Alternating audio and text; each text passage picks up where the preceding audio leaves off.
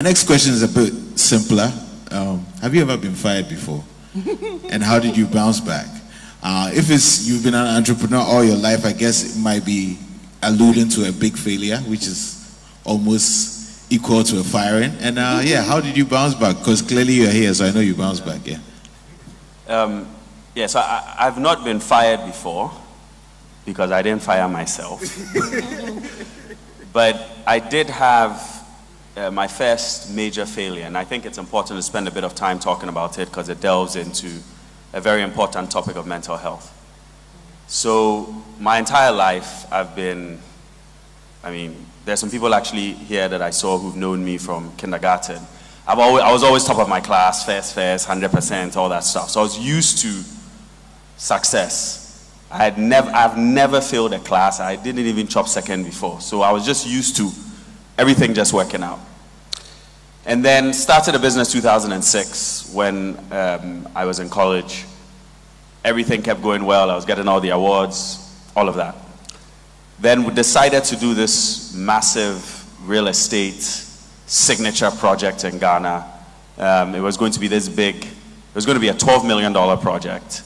I came up with the most creative structuring around it, where I was able to get the owner of the land to give me the land for a piece of equity in the project. I raised, so the land was valued at $2 million, the balance of $10 million. I raised $5 million from equity investors. The other $5 million I raised from debt investors in Japan, because Japan back then, their interest rates were negative. So if you give them something small, they were excited. The project, I had off-takers. So it was virtually risk-free. People who said, look, once it's done, they want to buy all the houses. I calculated it, $4 million our company would make in profit. Listen, my work was different. I was working knowing that, Charlie, look, manifest, dinner is on me. What do you mean? Curtis, come. It's on me. Drinks for the whole club, on me.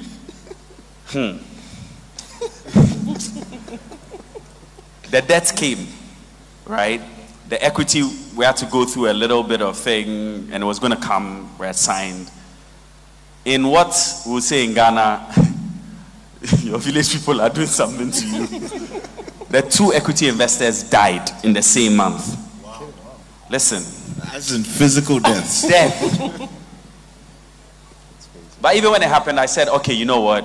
We have off-takers, we'll raise another equity. And what I realized was it's easy to raise equity before debt. To raise equity after debt, it's a different conversation. As that was happening, Ghana's economy also started to do things. It changed from economy to economy. Long story short, I was not able to get the project, and I was so confident in the deal, I personally guaranteed the loans. So I'm like, I think you need to tell them what the implication of doing that means. Okay, personally guaranteeing the loans means that if the company can't pay, they'll come for my shirt. Pro tip, don't ever do that. So, I was 26 years old with $5 million of debt around my neck. And how I got past that, literally, if you don't believe in God, come and see me after. I'll tell you the story. You'll believe instantly. But I sank into deep, dark depression. I used to wake up with panic attacks. It was hands down the worst, absolute worst moment of my life. I couldn't talk about it because we are Burma, so apparently when you're an African man, depression there, it doesn't know you. It's the worst experience of my life. But I was somehow, and this is where my faith just hardened. Thankfully, we had started investing in tech startups, similar to the sort of work that Curtis does. And through the grace of God, at that moment, the tech economy in Africa just went out of control. Tech in 2012 was a $40 million ecosystem. Last year was $5 billion. So that literally saved the business. Because when the tech portfolio blew up, it allowed us to then be able to raise equity on the back of the tech. And a